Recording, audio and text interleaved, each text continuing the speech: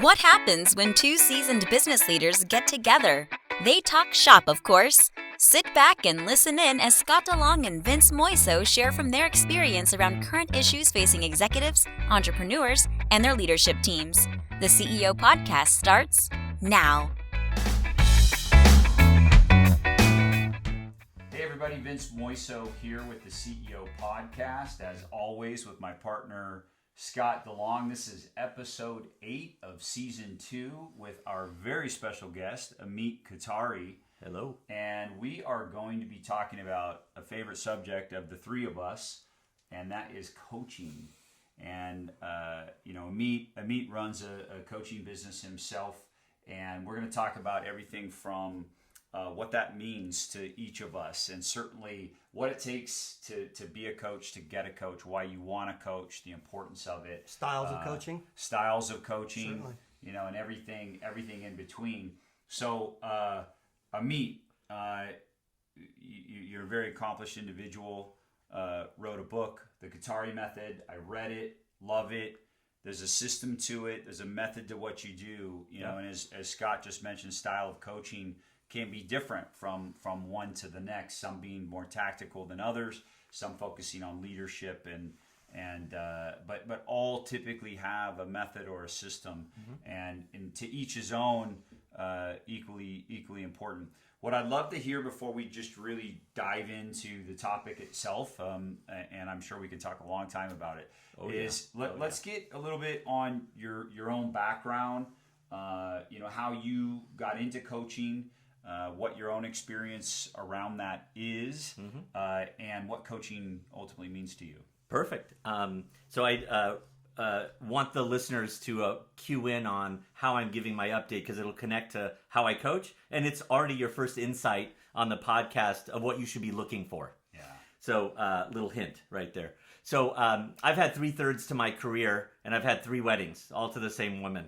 So the 3/3 of my career, which we'll talk about here, is CFO and COO of public and private companies, mergers and acquisitions, and auditor consulting.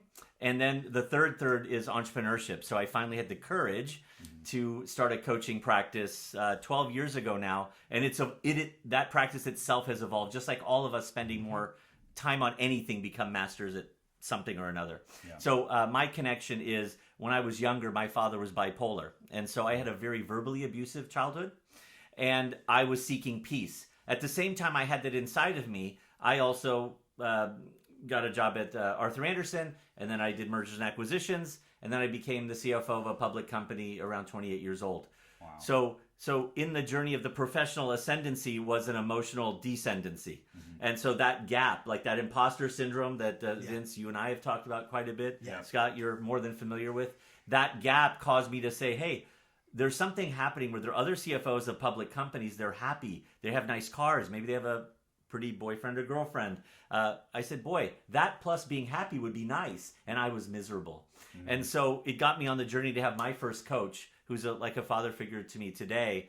And over time, I started thinking about frameworks of how to make things more peaceful. Around 2 different companies, we grew 4x in revenue each. Both were global. Yeah. And so it was confusing for me, my team, and the organization while we were growing, and it was overwhelming. So I came up with a business framework. Plus I came up with my own model of how I want to be at peace and enjoy life while producing great work.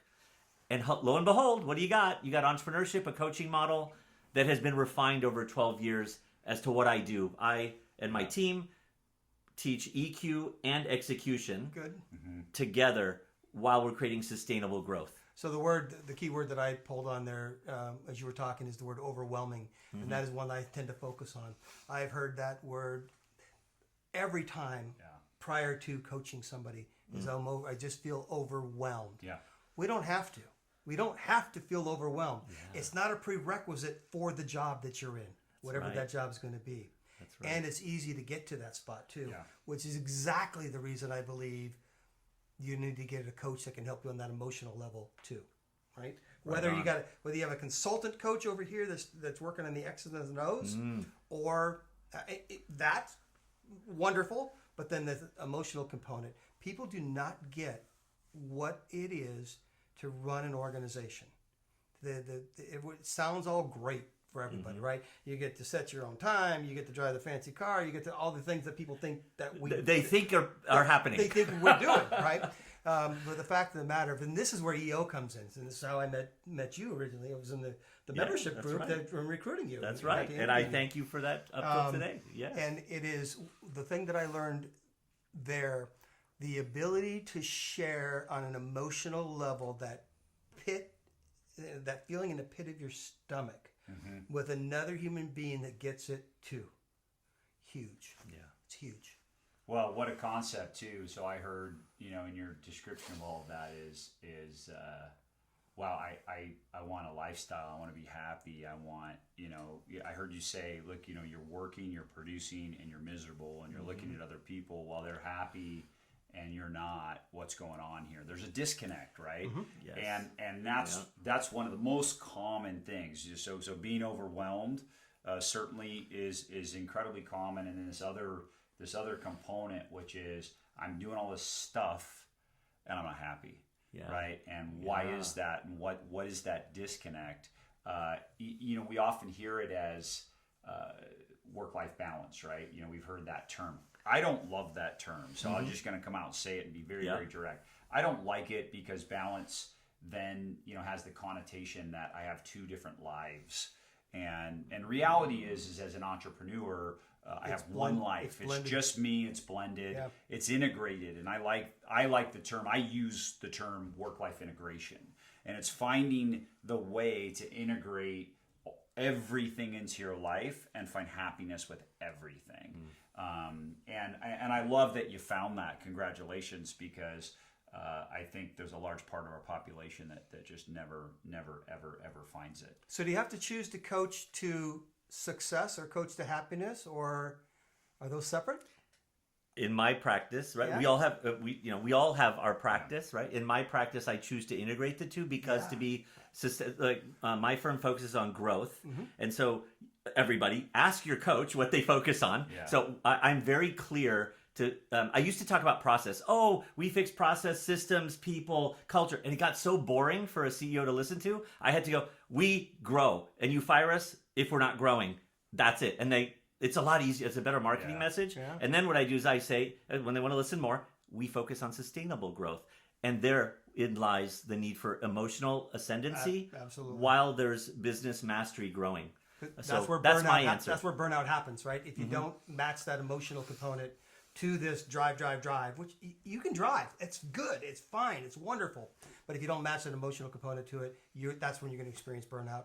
The overwhelming feelings, all those kind of things. Starts with overwhelmed, and then I get to burnout. It's typically the path that I've seen people take.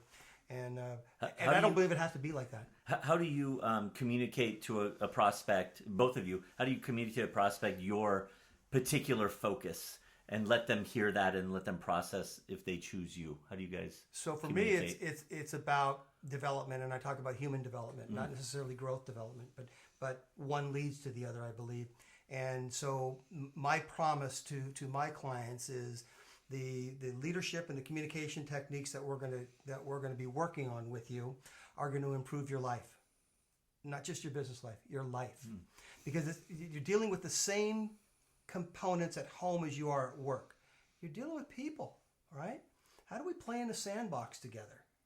You take all of the things that happen to us as adults and all the crap that keeps getting piled on top of you, and that's where this overwhelming thing ends up happening. You start peeling that back, and you really get down to how are we going to play in a sandbox with my CFO, with my customer, with my spouse, with whoever it's going to be. And we learn how to do that. Even if they're not learning how to do it, you can influence that process, and you can be happy. And sometimes you're going to deal with some folks that just aren't your people. Yeah. It's okay to fire a client, just as it's okay to fire your CEO or CFO, or an employee. People get divorced. I'm not a big fan of that. I think work through things and try to get there too. But if you continue to work on yourself, your business is going to improve, and your personal life's going to improve. That's my promise to my clients. Boom, clear. Yeah, I agree. Yeah, I agree. So I use the word scale, not growth. And I let anybody know I'm here to help you scale, both personally and professionally. But here's where I differ is I also tell them, but I know without even talking to you, there's a roadblock in getting you there. And I said, we're going to identify. I said, the first thing that we're going to do, because I can't take it to the next level until we identify what that roadblock is. And I often use the term pain point. And so I really identify the pain point, sometimes pain points, plural. And I let the client know we're going to work on those. We're going to get those out of the way. And when they're out of the way, then we'll know exactly what we need to do and how we're going to scale. But we're similar. I talk about building a wall, right? It's the same kind of thing. Yeah. That people have built walls to protect themselves from whatever it is they grew up with, from the emotional abuse potentially, you know, as a child. Yeah, you built a wall for sure. to make sure that doesn't happen to you. Yeah, and coping mechanisms around that wall. Absolutely. For sure. But pulling those bricks off one by one is where the coaching piece comes in. And you don't pull them off for them. Yeah. You provide them the tools so that they can pull them off. Yeah. Because it's much better when they take them off themselves. Yeah. And if someone's sitting on the other side of this camera here, you know, they're saying, well, how do I choose a coach emotionally? Like, I know a lot of men don't want to say that, but let's say we three know that's the right way to do it. So feelings what do you are say? real things. Yeah. They are real things. Yeah. So how would you say they could get to know you in a way that they could choose one of us? So I'd mention this first before I'm talking, you know, really about myself in this, is that it just made me, you know, as you were just speaking, is like there's been points in time where I've had two coaches at one time, right? So I think what's important to point out is that not all coaches are really there for the same thing. You know, there are life coaches. There are coaches that are very specific to just coaching you through your own life. There are therapists who are coaches, right? That's right. And a therapist can help you through anxiety, everything from anxiety to, you know, mental state, you know, those type of things, which mental health is incredibly important. I mean, we just had a podcast episode that we'll release later. Actually, no, it already hit. So we talk about these are pre-recorded episodes. But we do talk about the importance of mental health, and I just want to point out that there are coaches that do focus on these aspects of your life, both professionally and personally, right? And for me, my style. So I focus on my style, right? So I'm a huge proponent of DISC, as both of you guys know. I'm certified in DISC, and my profile, my style, I'm super high DI, right? And I know that about myself, and so I'm incredibly results oriented. Like, everything is around results. I live and die by it. And so I'm going to be direct. I'm going to be urgent. I'm going to, you know, and I'm going to portray that in whoever I'm working with. That's the energy and passion that's going to come from me. And I'm upfront about that. So the other thing I also believe in, and I'm very passionate around, is transparency. And I may not be for you, and I always will sit across from somebody and say those very words. I may not be for you. Right. Yeah. What we're going to do is go through a process right now, and it is two-way, right? And I'm going to understand better. I want to understand, seek to understand what it is that's going on here that I could potentially help with. And if it's within the skill set where I know I can add value, then great, we're going to work on something together. If I don't feel like I can add value, I don't want to work with that person, because I have no interest in being in a relationship that I'm not adding value. I think you, if I may say, like, if there's these letters that we could flash on the screen, audience hint, there it is. Vince said a couple of things. Look for a coach who says, this is who I am. I may not be for you if. Yeah. That's a pretty damn authentic coach, because a lot of coaches do have advanced social skills, and so you want to be careful for someone who, unfortunately, may say there's something more than they are, may not represent themselves the way they are. So I'd say first, that's a really cool audience hint right there. Yeah. And maybe another one is, hey, this is the way we're going to work together, and I'm going to call you out. So today I had this really cool email. A new client who had missed one sales call meeting months ago. I called him out in email and gave him a little warning. Hey, this may hurt a little bit. I'm going to call you out for this. And then he went silent for a month or two. Then we engaged in January. He set a meeting. We had a meeting Wednesday. He set a meeting for day Friday. Yeah. And he was at a conference, and he called my secretary 2 hours earlier and said, hey, I'm going to miss it. I left him an audio text and said, hey, I'm not mad at you. I just want you to know you changed the meeting time that I had in my schedule. He sent me the most beautiful email. Hey, I'm glad you called me out. This is kind of what I experienced during our prospect time, our sales period. And now you're doing it to me now, and I really appreciate it. What I learned was other people's time is important too. And this is how I'm going to think about changing. So I wrote him back, I love you more than I loved you before.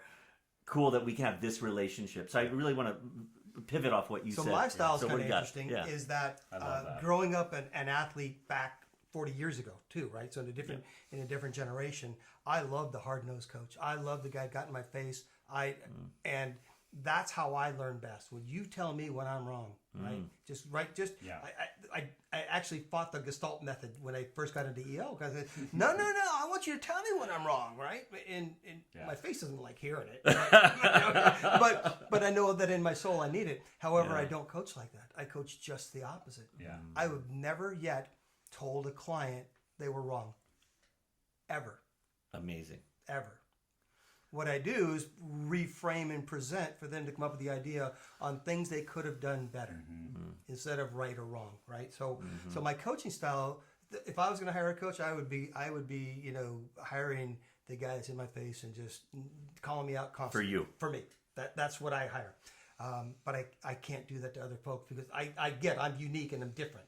I don't mind getting beat up, which is weird, but it helps me. Very few people like that. So my style is completely different when I'm working with other folks. And I don't know that I know what is right and wrong either. I think it's presumptuous of me. I think it's arrogant of me for me to tell you what you should be thinking, what you should be doing, because I don't have your background, your experience, or whatever. But my style is to get people to recognize that there is another way of looking at the world. And how might that fit with you? And now you tell me what you want to do. I love it. You see the words audience hint popping up over our heads again? Oh, yeah. Scott said, hey, I'm not going to always be right. We're going to debate it. We're going to connect. We're going to really get into it, right? So a coach that may say, hey, I don't have all the answers, but here's what I do have. Like, I don't have all the answers, maybe too humble, right? But Scott didn't say that. He goes, I know things, you know things. Let's get the best answer in debate. Here's how I might do it. I find that's cool. You tell me what you might want to do. There you go. And then let's debate kind of the pros and cons of that for you, because I'm coaching you. We're not coaching me. We're coaching you. Well, am I going to learn some stuff in the process? I damn well better, but we're not coaching me. Right. So I need to play to my audience. But I'm always quick to say, hey, listen, you're the one that's going to make the decision, right? Like I can't make the decision for you. Oftentimes, I'll get the question and I'll literally immediately say, well, you're the only one that can answer that question. I said, you're asking me a question that I think you just answered yourself, right? So I just said this to somebody the other day. I said, I would encourage you to look in a mirror and ask that question. Oh. And I did. And it was funny because then I just stopped talking and there was this awkward 1 minute silence and then a smile. And it was like, okay, are we done? Great. we can move on. I like that. You didn't solve a problem, and at the same time, you told them the reason they needed a coach. Yeah. Because they would not have gone to the mirror and asked that question had you not made a suggestion to do that as well. You know why? Because we don't. You guys know this better than I do. You guys are both way more accomplished. I hope to reach both of your status at some point. I would say this. You guys know it is. Most people know the answer of what they should do, and they're just afraid to do it, and they're afraid to answer the question themselves, and they just want someone else to tell them what to do. When in reality, it's the old adage, right? It's give a person a fish, they eat for a night. Teach that person to fish, they're fed for life, right? And it's I think that's the essence of what a coach should be doing is not doing your job. It's we aren't here to do your job. You should be learning so that you don't need us at least for that. moving forward. Next, right? Right, The build plus one. Let's work plus on the one next problem. thing. Let's work on the next I'm also thing. fine with Yeah. going back to the athletic thing. I only had coaches for a couple of years at a time playing ball, right? And then you got a new coach and you get a new coach. I think the same thing. Don't hire me for life. I don't think that's what you necessarily want to do. I think that there are people that you can have in your life. Maybe this gentleman that's like a father figure to you. Yeah. That's more of a mentor. Yeah. Right. That's more of a mentor at that point. Hired you as a coach, and now it's turning into this mentorship piece. And I think that's a great transition. But with my clients, I'm fine. If you get what you need from me and you move on, good for you. Yeah. That's Audience hint. yeah. A guy that behaves like Scott is the guy you want. Hey, I know what to help you with. I'm going to +1 you to wherever you need to go, or +10 you, whatever. Yeah. And then you should look for maybe someone for the next level, whatever that is. Like, it's not good or bad, right? It's not even better take or a worse. break in between is fine too, because you'll find out, oh my gosh, it helps me a lot to have that person, as opposed to continuing just week to week to week to week to week to week, right? And having somebody there all the time. Yeah. Step back for a few weeks and give it a try. Like the gentleman that you were talking about earlier, it was a couple months. And then he realized the value. Yeah. He was ready. He was just ready when he was ready. Yeah. Well, let's step back for 1 minute here, because I want to touch on a topic that you guys both brought up, and I think it is really a key point of coaching, and what, audiences you're listening, what you should require and expect at the same time, and that's accountability.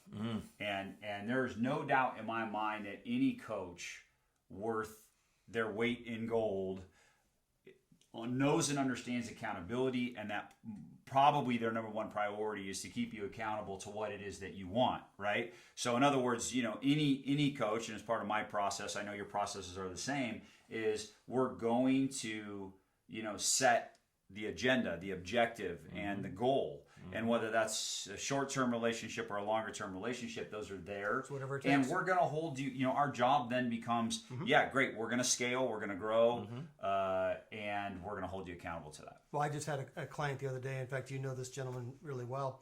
And he goes, yeah. I said, have you done that thing yet? He goes, no, but I'm going to, this week. Well, I said, that's what you said last week. And then the week before. I said, I'm going to just draw a line in the sand right now. If you don't do this assignment, it was an exercise to dig a little bit deeper. If you don't do this assignment, we're done. That's how I'm going to hold you accountable. You don't need me. If I'm not providing value, if you're not doing the things that I'm asking you to do to challenge yourself in your life, then you don't need me, and I'm not going to waste my time anymore. Yeah. Or his money. There you go. Just not willing to. I think we need a shot for every audience host. I'm just going to stop doing this. I'm going to go like this. Shot 4 right there. A coach that's willing to say there's a line in the sand, and this is it. Really cares about you more than you realize. Like, if you get offended, you should keep that coach. Yeah. Because they were willing to be fired. You, Scott, are willing to be fired to give someone an outcome. Yeah. And so 4 weeks ago with the 8 executives, I've been with them for 3 years. They've grown from 3 to 22 million. And I said, this is the meeting I'm telling all of you. I'm willing to get fired today. So you very much triggered this thought. Yeah. And here, blah, blah, blah. And of course, I did it in the context of you all need to speak up to each other. You all need to be stepping up to that line to speak to each other, because we're not really bonded as much as we think we are unless we're ready to lose our jobs for the sake of what?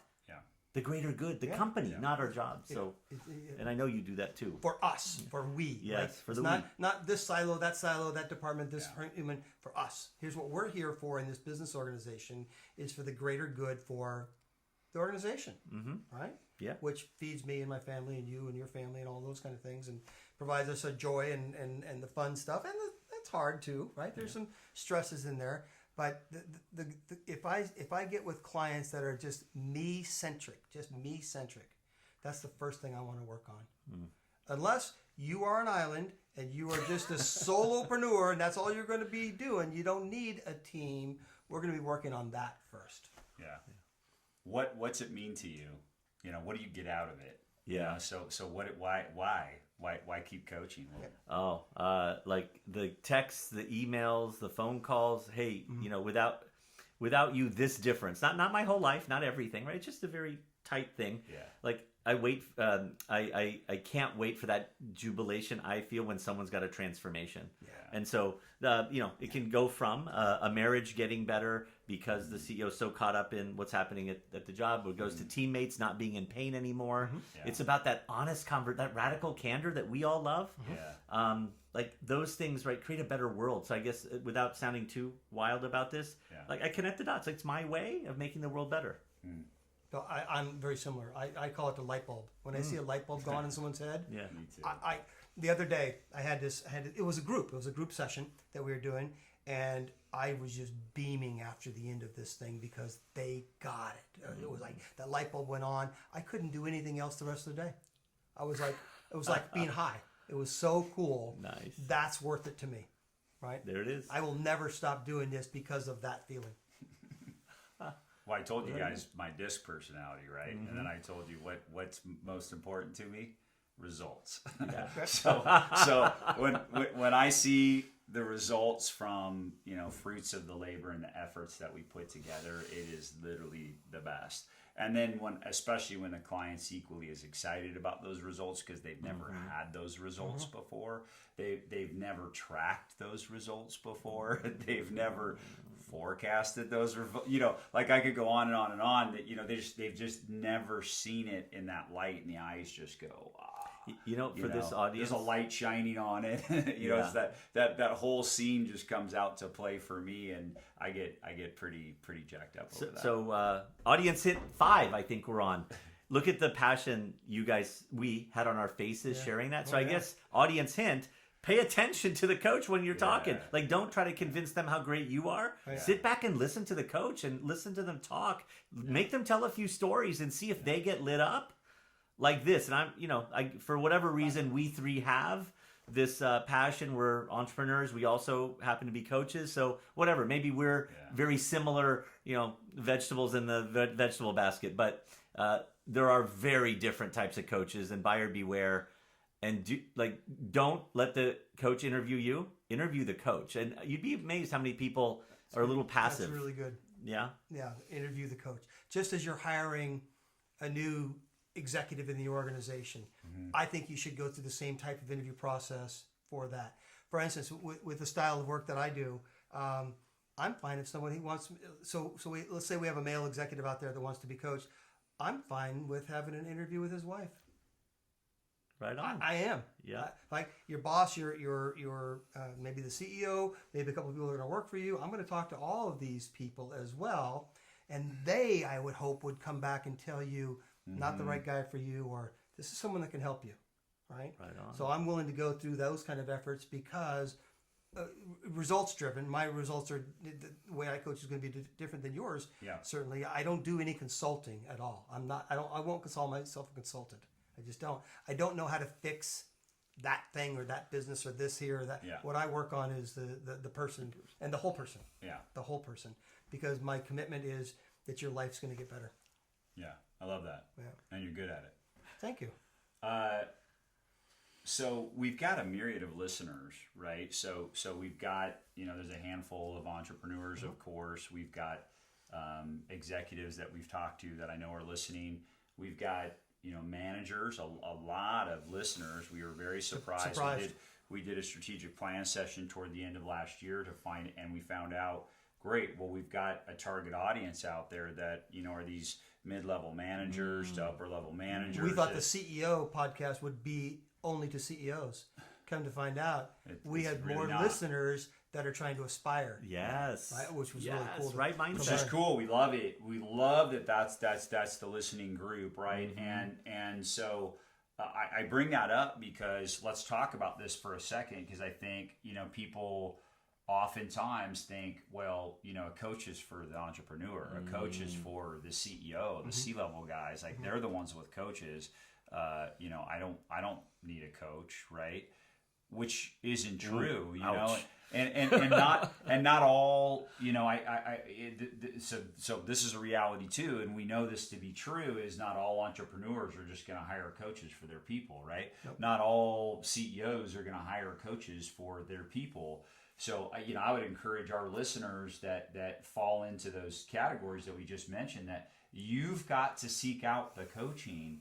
If you think that someone's just going to bring that to you, or the business that you're in right now, that company is going to provide that type of development and leadership, then I'm going to tell you, most of the time, most of you would be wrong.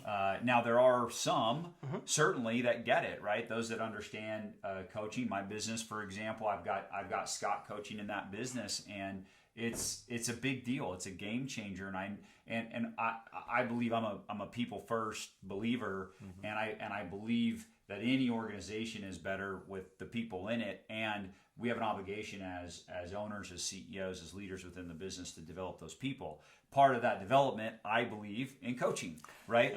And not all leaders in businesses have that same belief. Or going to understand that is a pathway necessarily as well. Yeah. So if you're in that mid-level range, very rare, and you are in charge of your own development. Sorry, your boss isn't in charge of your development. Yeah. They're going to provide you the tools, they're going to provide you the assistance, but they're not going to know necessarily unless you ask. Yeah. Just ask, like we did in our last Just podcast. ask. Just ask. So very rarely have I ever had a executive level person who's trying to become a C-level person get shut down by their boss, unwilling to pay for it when they presented the case.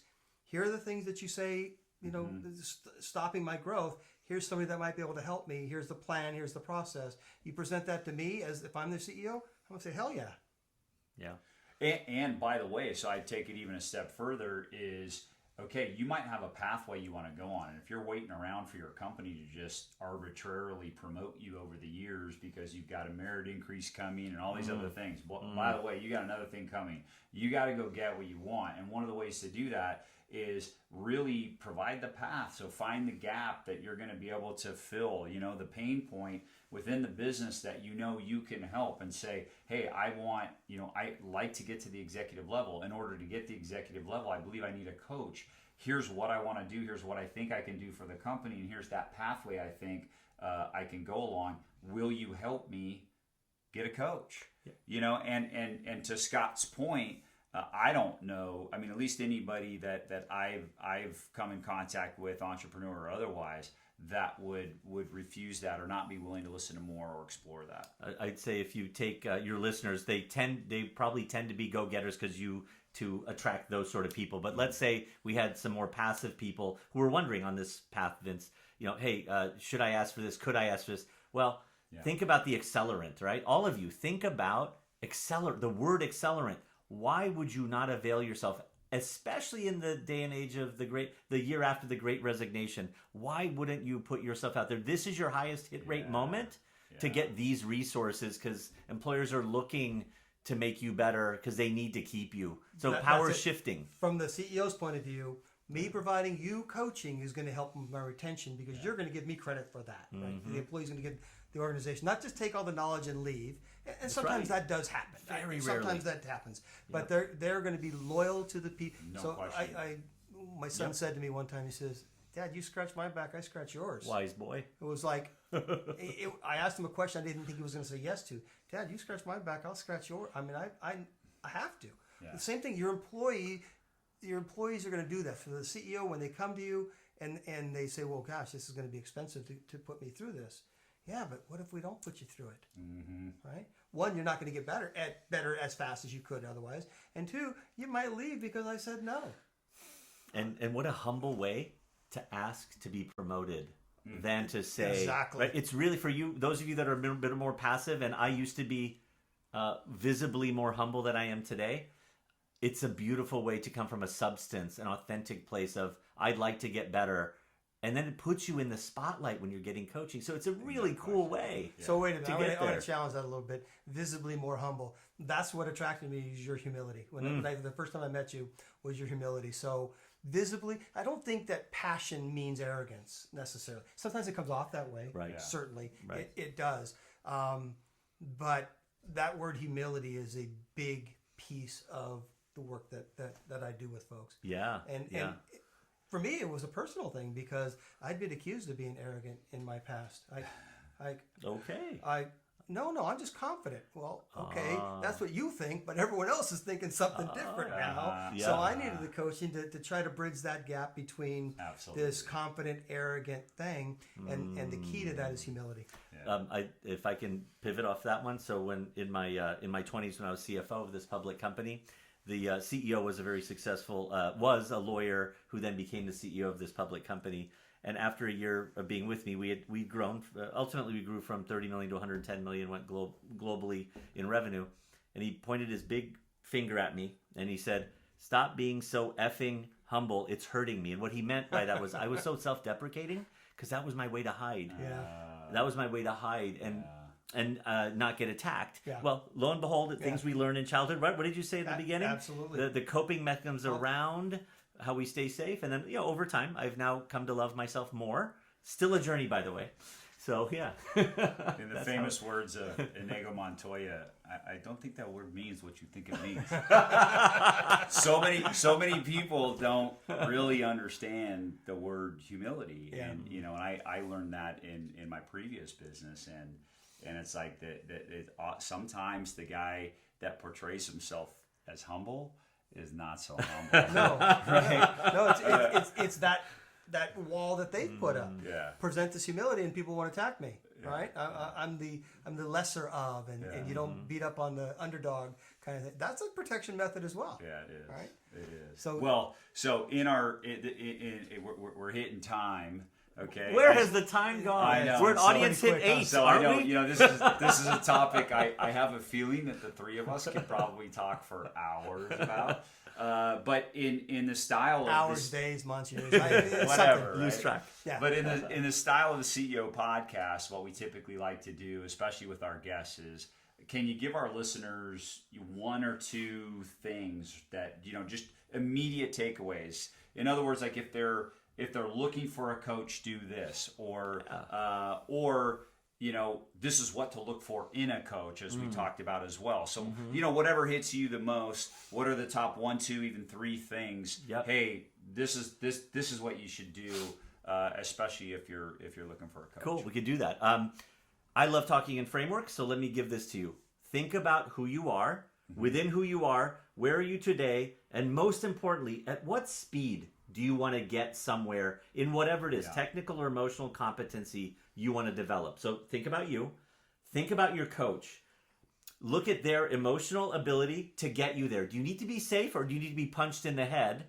Which one, right? And really hone in on that question with them. Make them answer it. Make them a little uncomfortable. So somewhere the facade goes away. And like us, we'll steer you right because we'll be authentic. And most people should be, but I'm warning you for those that don't. Then make them answer it with a direct question, and then think about their technical competency. But make sure you ask them questions about their history. Make them tell you stories where they were the primary person moving whatever it was. That thing that you want to get good at, make sure they did it, not they were there when. Right? And so then there's you, them, and there's the relationship. So consider the trust level you can build. Please pick someone you can tell everything to. Literally everything. And it's really weird for all of us. We all hide some piece of us. And you guys have mentioned EO today. Like we're trained to share as down to we call it the 1%. Used to be the 5%. Now we got it to 1. One day it'll be the 0.01. Okay. But anyway, that's it. That's maybe the thing that hits me most is a framework to think about how to evaluate who's going to help you. Yeah, I'm going to go with the interview process, right? And listen, I'm a pretty good salesman, so I could talk you into hiring me if I wanted to. You're hired. All right. We all can do that, right? If you're going to be a coach, you're probably going to be a pretty decent salesperson. And think about interviewing your coach much as you would the next top level executive that you need to hire for your own organization. What would you put that person through, and why wouldn't you put me through that same thing? Love it. Can I add one thing to that? Yeah, sure. Maybe even do that and have another lens. Think of them as your board member. Think how you'd feel nervous or stressed if they were coming at you, coming down on you. So it'd be a fun thing to add to what you just said. No, that's good. There's a little bit of an authority and a power structure that fits in that. A respect, a wanting to, it'd be fun. Right? While I work for you, you're still going to report to me. That's the way. I mean, that's the way that it really works. So that's a good point. That'll be fun. What about you, Vince? I've got two things. One, I love what you said, and what I heard was practice what you preach. You better have a coach that practices what they preach. And they should have been there, right? Been there, done that. To me, do not take a coach on that is based on theory. If they're coaching theory,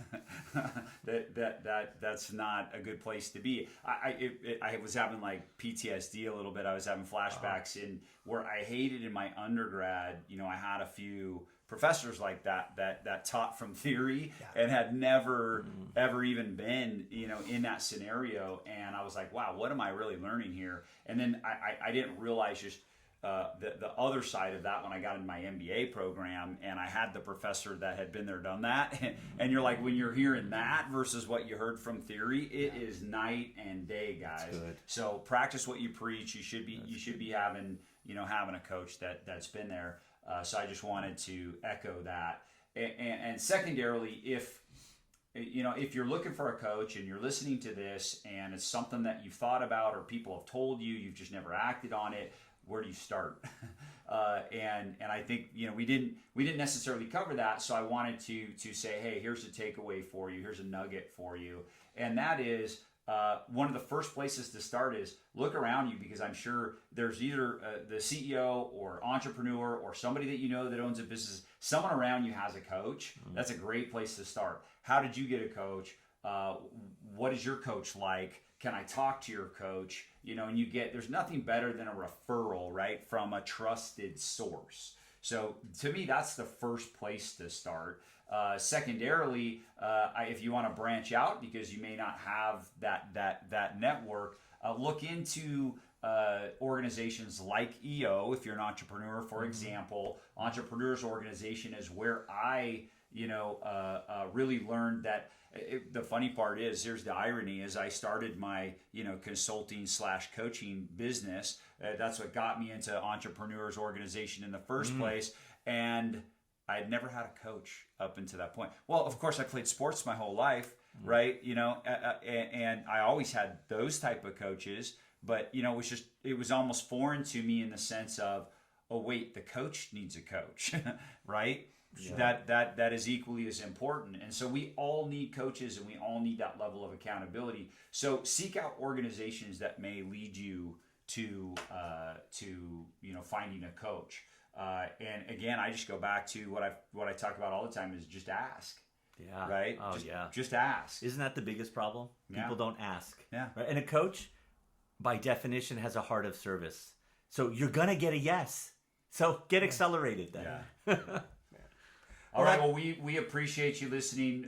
We love our listeners. We love the feedback. Loved having you on here, Amit. Thank you. It was a great conversation, and obviously always enjoy conversation with you. So easy to have you on the podcast. Any final words? No, I like this concept of sharing the different ideas. In fact, we've got 2.5 different coaching styles in here. We all employ something that the other one does, That's right. some piece of that, but we're all a little bit different as well. I'm the half. And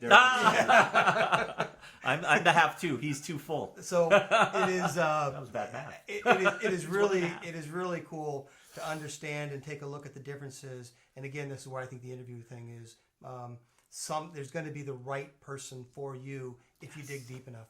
That's right. Find that person right. and give it a try, and it might not end up. It's okay to move on from that coach as well and say, yeah, that's great. I got a bit here, but let's go try something over here because that's not getting it for me. Yeah, and a good coach, by the way, and I don't think we mentioned this. A good coach isn't gonna snag you in for this long-term contract. Mm-hmm. Any good coach is going to be willing to start slow. Trial period, those type of things. Any good coach is going to do that. So anybody that's and they're going to hold you accountable for your end of it as well. Totally. They're not just going to take your dollars. They're not going to. A good coach is not just going to say, "Hey, just keep paying me, and I'll keep showing up." Right. Yeah. And that back to your accountability piece. We will hold you accountable. Absolutely. We will hold you accountable. It's our job. And he may punch in the face. Yeah. I'm kidding. All right, well, check us out at theCEOpodcast.net. As always, you can listen to us on Spotify, Apple Podcasts, and other channels as well. You can check us out on YouTube. Just search The CEO Podcast. And until next time, cheers. Thanks, Cheers. guys. Thank you for joining us for the CEO Podcast. Please visit us at theceopodcast.net, where you can learn more about our co-hosts and listen to past episodes. If you would like to have a discussion and dive deeper into any topic, there is also an option to contact Scott or Vince to schedule some time with them. Thanks for listening.